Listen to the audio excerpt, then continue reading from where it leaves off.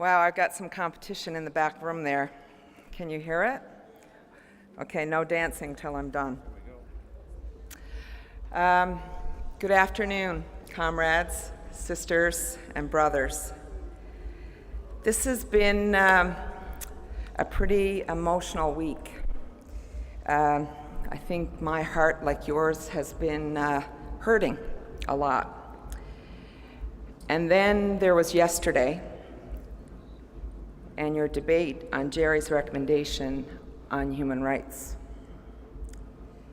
It was inspired, uplifting, and filled with hope. And in the aftermath of Charlottesville, you've shown what a powerful catalyst our union is and can be in the fight to combat hate and racism. As trade unionists, we know that the fight for human rights cannot include silence. Indeed, silence is often the fuel in the spread of hate. As Martin Luther King once said, our lives begin to end the day we are silent about things that truly matter. Standing up, denouncing racism with every breath and every action we take is not only necessary as trade unionists, but the only way that we will win the better world we seek. And we will do it in solidarity. Profound solidarity rooted in respect for each other and in the knowledge that our love is so much stronger than that hate.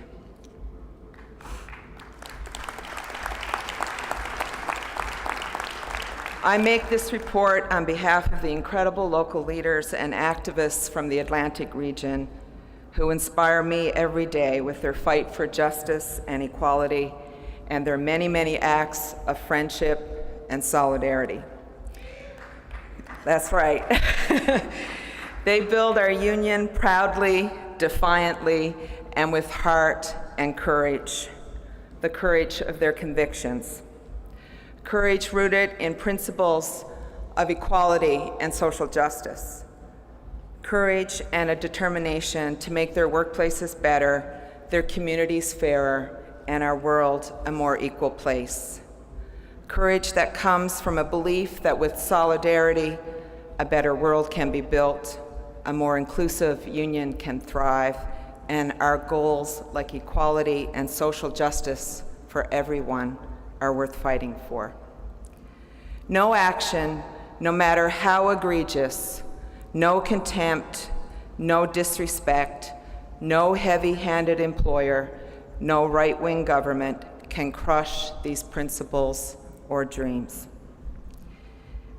There are those who believed they could crush the spirit of our members. The Premier of Nova Scotia, Stephen McNeil, certainly thought so. He thought that 7 pieces of anti-worker legislation, cuts to nursing homes, and an attempt to demonize unionized workers could crush and would crush our fighting spirit.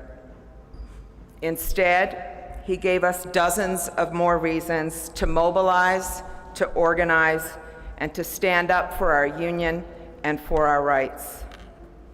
Instead of crushing our desire for justice, he ignited it.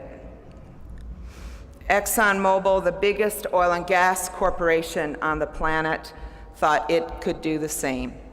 That contract flipping was a path to weakening our union. DJ Composites, an American-based union who've had our members locked out of their jobs in Gander, Newfoundland for 8 long months, believed they too could crush our belief in fairness, equality, and respect at work.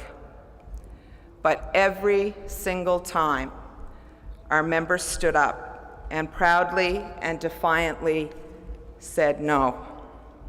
We believe in a different kind of world.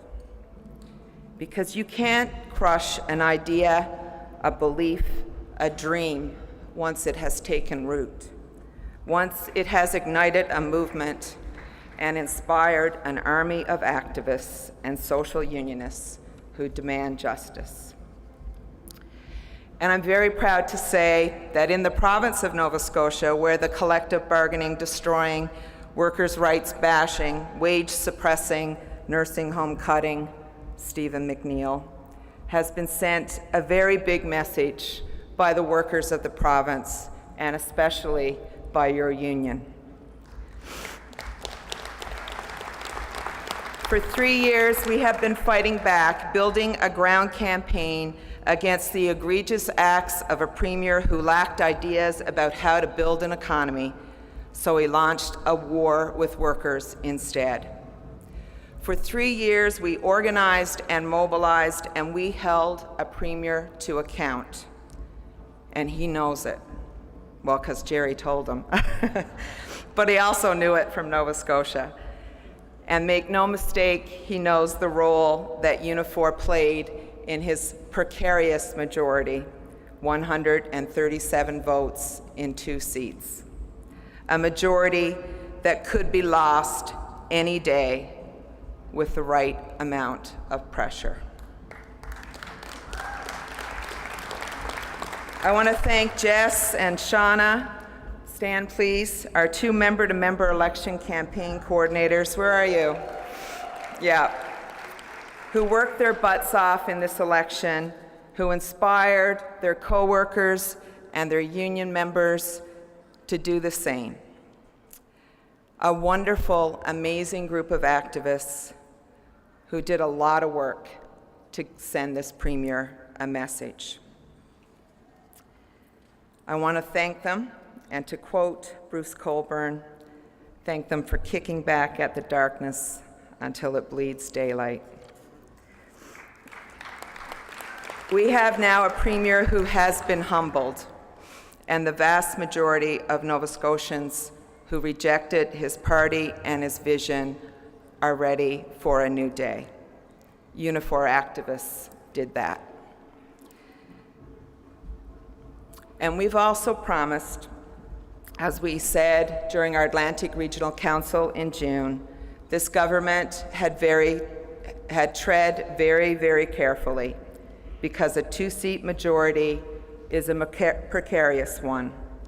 And we have an army of activists ready, willing, able, and mobilized. Sisters and brothers, when we organize, when we build worker power, when we build solidarity, and when we have thousands of conversations with our members, we can change the politics of the country so they work for working people.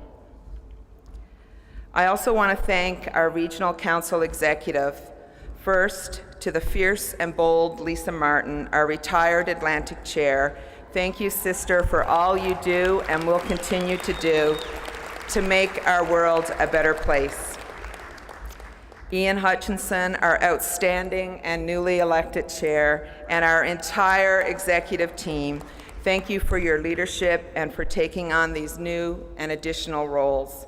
You are leaders in your locals, you're leaders in the region, and each of you brings something very special to our union.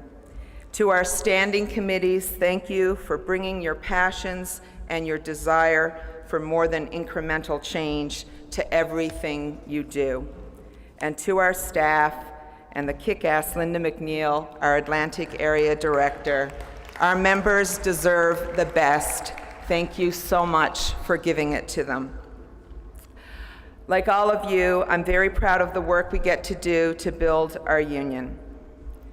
In the East, we do it with humor and wit and friendship and a great deal of East Coast lifestyle pride. This has been, though, a year of many challenges in our workplaces, at the bargaining table, and on the picket line. It has been a year of great heartbreak, with the killing of one of our own sisters, Sarah Beth Ann Forbes, a beloved member of Local 4600. Her common-law husband has been charged with her murder. And as we mourn her, our region vowed to carry on our work for equality, justice, and to end violence against women in her name and in her memory. Sisters and brothers, I yearn for the day when I can stand at this podium and say, not one woman in the past year lost her life to violence. Not one.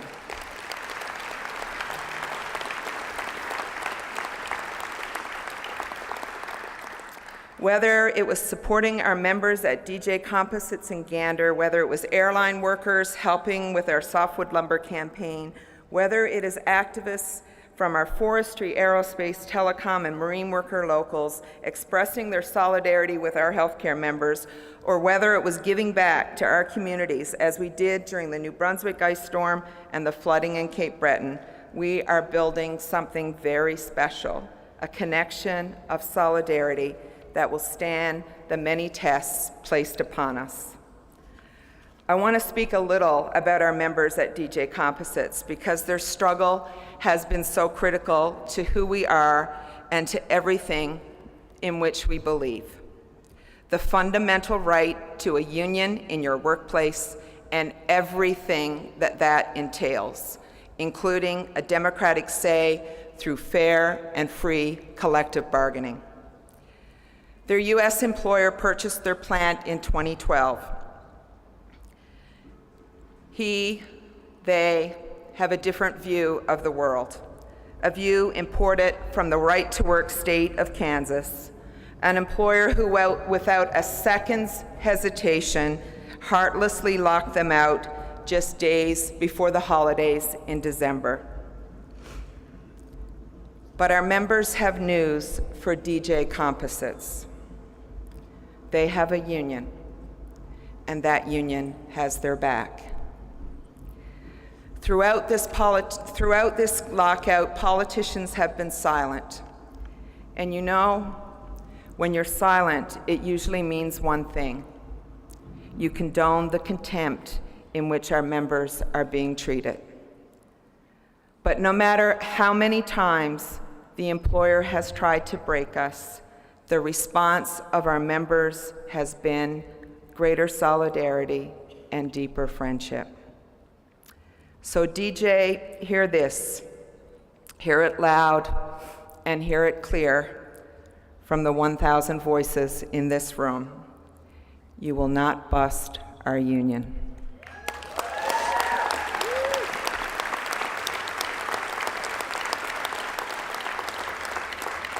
I want Iggy and Donna and Jody and Jason and their president Carolyn to stand up, please, and be recognized. Where are they? There they are. Oh, they're already standing. For 243 days, they have, with pride and courage, defended our union for all of us. Thank you very much, sisters and brothers. And for our members working in the Newfoundland fishery, boy, has this been a year full of challenges. Lower quotas, pack ice, delayed fishing seasons, and that name that I shall not mention. But they had a union, and that union had their back, defending them, fighting back, and reminding our members why, over 45 years ago, they started a union of fishing people. 45 years ago, in the town of Burgeo, a small fishing community on the southwest coast of Newfoundland, during one of the province's most important and historic strikes, our members carried wooden placards that said, "Never again will we beg." Never. And when you have a strong union, you never have to. FFAW was born and built from that passion and from that fight, and they bring it to Unifor, making our union stronger and more diverse in the process.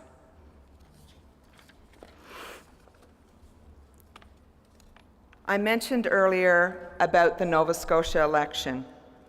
I want to pay special tribute to our healthcare members, especially those in nursing homes who really stepped up this past year and made the cuts to nursing home an election issue. It's important to do this. That's why politics matters. You participate in politics, you can make your workplaces better. This is what our union does. We use the power of our collective to make change, social change, political change, and workplace change. But you have to remember that power comes from all of you, each and every single one of you.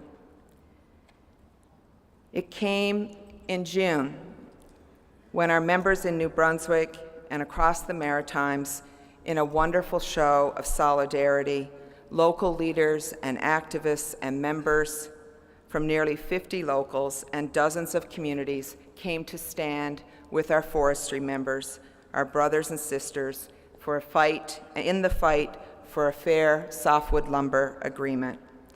We asked and they came, driving hours and by the hundreds and hundreds. You showed that Unifor in the province of New Brunswick is now a force to be reckoned with. And in New Brunswick, we're building a dialogue with the Premier and his cabinet ministers. We are taking the power and influence of our union straight to the top. We just completed a 4-hour meeting with the Premier and his top 3 cabinet ministers and chief of staff. Before we were done, we had thoroughly discussed softwood lumber, pay equity, paid gender-based leave for women living in violence, apprenticeship, and childcare. Friends, this is a sign of the respect that power has for your union. I'm pleased to report that I believe we will have an opening to make gains for working people in the province of New Brunswick, and Unifor will be leading the way. There is a moment to be seized, and we will not let it pass us by. At Atlantic Regional Council, Ian and I made a commitment to our New Brunswick local leaders that we were going to build and exert our Unifor presence in the province. And instead of playing defense, we're going to demand improvements for working people. And I look forward to the next year to report on some of the advances we will have made. Sisters and brothers, comrades, we made a number of commitments when we formed this new union. Commitments and promises to each other. To build solidarity in new and profound ways. To build worker power and to build political power. To build a more inclusive union that puts equity at its core. And when we stand together, sisters, brothers, comrades, young workers, workers of color, workers of pride, Aboriginal workers, we become bigger than ourselves, bigger than the sum of our parts. You know, walking a picket line changes you. Standing up to an oppressive government changes you. Using your voice in new and different ways changes us. Reaching out a hand of solidarity changes us too. Joining your sisters and brothers and denouncing racism and sexism and homophobia, that changes the world. You did all of that and so much more this past year, and each and every time you did, you changed our union. You made it stronger, and you made it a more inclusive place. Our belief in a better, more equal world can't be crushed, because solidarity and a common desire to fight injustice lives in all of our hearts. Thanks very much. Solidarity, everyone.